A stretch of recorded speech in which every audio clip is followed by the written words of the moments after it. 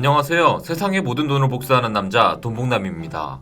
시장 장세가 어지러우시죠? 누누이 말씀드리지만 일주일 뒤, 한 달 뒤 엑시트하고 나가셔야 되는 분들이 아니라면 긴 호흡으로 시장을 바라보셔야지 정신건강에 이롭습니다. 오늘 브리핑 잘 듣고 여러분들에게 알맞는 대응 하시길 바랍니다. S&P 500의 변동성 지표가 급등하며 시장의 긴장감이 고조되고 있습니다. 나스닥의 하락세 또한 계속되고 있습니다. 이번의 하락으로 2022년의 최저점을 기록하고 있는 상태입니다. 작년 5월 12일 수준까지 후퇴한 상태인데요. 여기서 한 번 더 지지선을 깨고 내려간다면 자산시장은 상당한 타격을 입을 수 있습니다. 코로나 팬데믹으로 인해 발생했던 2020년 3월 당시의 바닥을 기준으로 피보나치 되돌림을 보시길 바랍니다. 이때 V자 반등을 보인 이후로 가장 중요했던 저항선은 1.618 라인인 296포인트입니다. 그렇게 나스닥이 현재 위치에서 추가 하락하게 되었을 경우에 강한 지지선은 296포인트가 됩니다. 하지만 현재 나스닥 지수와 296포인트 사이에는 다른 강한 지지선이 없기 때문에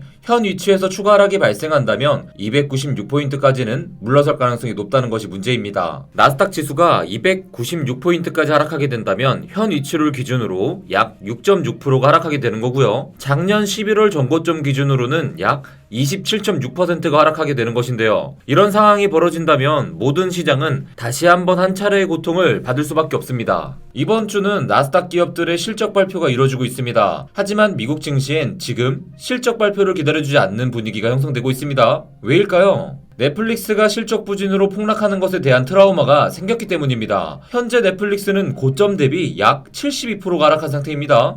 페이스북 또한 2월, 3월에 폭락대 형성한 바닥을 깨고 내려가고 있습니다. 작년 고점 대비 53%가 하락한 상태입니다. 남아있는 실적 발표 일정 중에는 트위터, 애플, 아마존의 어닝이 발표되는 목요일이 중요합니다. 좋은 결과가 나온다고 해도 시장 전체 하락세를 극복할 만한 펌핑이 나오기 힘들 수도 있습니다. 금요일에도 중요한 거시경제 지표가 발표됩니다. 예전에 다른 영상에서 자세히 설명드린 적이 있는 PCE 지표입니다. 개인 소비 지출 물가 지수죠. 현재 자산시장의 위축은 연준의 긴축 통화 정책과 같은 깊은 상관관계를 가지기 때문에 이번 PCE 발표의 결과도 시장에 상당한 영향을 줄 수 있습니다. 그리고 돈패밀리 분들은 잘 아시는 그것이 다가오고 있습니다. 다들 뭔지 잘 아시고 계신가요? 네, 바로 5월의 FOMC 회의입니다. 5월 3일과 5월 4일로 예정되어 있습니다. 현재 시장은 5월에 50bp 기준금리 인상이 있을 것으로 94% 이상의 무게를 두고 있습니다. 그렇기에 FOMC 전후로 큰 변동성이 예상되는 상황입니다. 현재 자산시장 하락세는 예상되는 50bp 금리 인상에 대한 선반영으로 해석할 수도 있습니다. 그렇기에 만에 하나 연준이 25bp 상승을 발표하게 된다면 시장은 급 반등세를 보일 가능성도 존재합니다. 하지만 인플레이션 상황에 대한 호전적인 징후가 확인되지 않은 상황이기에 50bp를 올릴 가능성이 실제로 매우 높다고 보는 것이 합리적인 예측일 수 있습니다. 여러가지 거시경제 상황을 훑어봤는데요. 제가 늘 중요하다고 말씀드린 한 가지가 아직 등장하지 않았죠. 바로 달러 인덱스입니다. 달러 인덱스의 흐름에 대해서는 제가 4월 18일 영상에서 자세히 분석해드렸는데요. 다시 한 번 더 살펴보도록 하겠습니다. 함께 보실까요? 달러 인덱스가 연일 급등을 이어가고 있습니다. 현재 코로나 팬데믹이 시작되었던 2002년 3월 수준까지 올라온 상태인데요. 높아지는 달러 인덱스를 우리는 어떻게 해석해야 될까요? 장기적인 관점으로 바라봤을 때 달러 인덱스가 고점을 형성한 것은 2016년 12월과 2020년 3월이었고요. 저점을 형성한 것은 2018년 2월과 2021년 5월이었습니다. 이 달러 인덱스 차트를 비트코인 차트와 한번 비교해보면 어떻게 될까요? 궁금하시죠? 보여드리겠습니다. 달러 인덱스가 고점을 찍고 하락할 때 비트코인의 대상승이 시작되었고요. 달러 인덱스가 바닥을 찍고 상승하는 시점에서 비트코인의 상승세가 꺾였다는 것을 알 수 있습니다. 그렇다면 달러 인덱스가 다시 전고점을 향해 달려가는 지금의 상황을 우리는 어떻게 해석해야 될까요? 한번 고민해 보시길 바랍니다. 물론 지금의 상승세가 어디까지 지속될지는 지켜봐야 합니다. 다만 달러 인덱스가 무한정 상승할 수 없다는 것을 염두에 두시고요. 투자 계획을 세우실 필요가 있습니다. 일반적으로 경제 전망이 안 좋을 때는 안전자산으로 취급되는 달러의 수요가 올라가게 됩니다. 하지만 어느 시점에 이르면 시장은 다시 안전자산에서 위험자산으로 투자를 이어갈 수밖에 없습니다. 여러분, 비트코인은 안전자산일까요? 위험자산일까요? 지금까지 비트코인은 팔색조처럼 다양한 모습을 보여왔습니다. 때로는 디지털 금이라고 불리며 인플레이션을 해칭하는 안전자산으로 취급받기도 했고요. 때로는 신기술로 분류되어서 기술주와 함께 움직이기도 했습니다. 하지만 그 모든 것은 다 오르고 나서 붙인 이유일지도 모르겠습니다. 중요한 것은 비트코인은 어떤 상황에서도 지난 10년간 가장 큰 상승을 이어왔다는 것이죠. 비트코인은 왜 올랐을까요? 그리고 앞으로 비트코인이 오를 수밖에 없는 이유는 무엇일까요? 그 부분에 대해서 여러분들 스스로 10분간 설명할 수 있어야 됩니다. 그래야 하루하루의 변동성에 흔들리지 않고 크립토 투자를 성공적으로 이어갈 수 있다는 것 명심하셨으면 좋겠습니다. 그리고 여러분들이 스트레스를 안 받고 현업에 더 집중할 수 있겠죠. 자, 여러분들 지난 영상 어떠셨나요? 잘 보셨나요?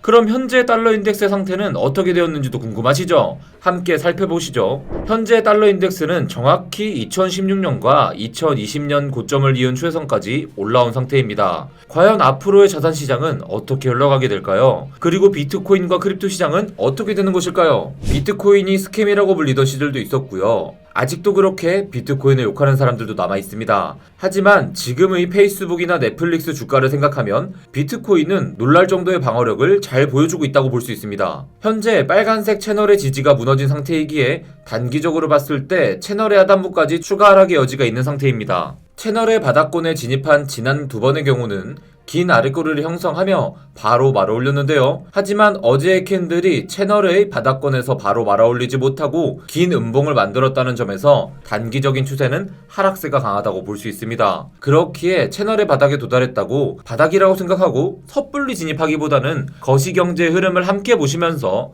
긴 호흡으로 보수적인 시각을 유지할 필요가 있어요.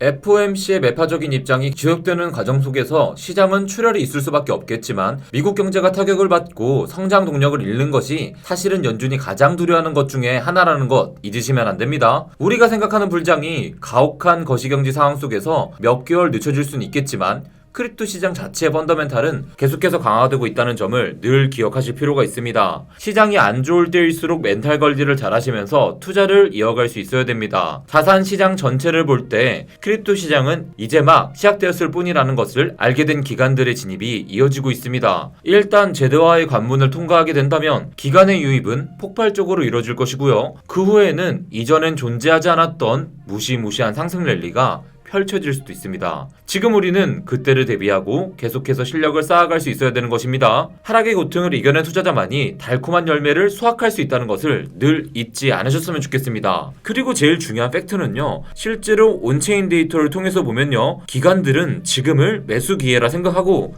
적극적으로 매수하고 있습니다. 크립토 시장에 좋은 기사 몇 가지 보고 가겠습니다. 피델리티 인베스트먼트는 401k에 비트코인을 포함시켜서 투자자들이 접근할 수 있게 할 것이라고 어제 밝혔는데요. 돈복남님 401k가 뭔가요? 하시는 분들을 위해서 간단히 설명해드리면요. 401k는 미국의 퇴직연금을 뜻하는 용어입니다. 미국의 내국세입법 401조 K항에 규정되어 있기 때문에 401k라고 불리는데요. 이 조항은 1982년부터 시행되어 꾸준히 그 자산 규모가 늘어나고 있죠. 미국에서는 이 401k로 직장인들의 퇴직연금의 일부를 의무적으로 주식에 투자하게 만드는데요. 그로 인해서 주식시장은 계속 커지고 또 근로자들의 본인의 부도 기하급수적으로 커져 엄청나게 많은 백만장자를 만들어내기도 했습니다. 이런 401k에 비트코인이 포함되게 된 겁니다. 이제 미국 근로자들은 본인의 퇴직연금을 최대 20%까지 비트코인에 할당할 수 있게 되는데요. 별도의 거래소 계정을 생성할 필요 없이 간접적으로 암호화폐에 투자하게 된 거니까요. 유입 인구가 엄청나게 많아지겠죠. 게다가요, 피델리티는 12조 달러의 자산을 운영하는 거대 자산 운용사이니까요. 피델리티의 401k 프로그램 가입자도 어마어마하게 많지 않을까요? 오늘 또 앤서니 형님의 스카이 브릿지도 401k의 비트코인을 추가했다는 소식이 발표되었습니다. 엄청난 규모의 기간 자금이 들어오고 있습니다. 계속해서 말씀드립니다. 비트코인은 이제 시작입니다.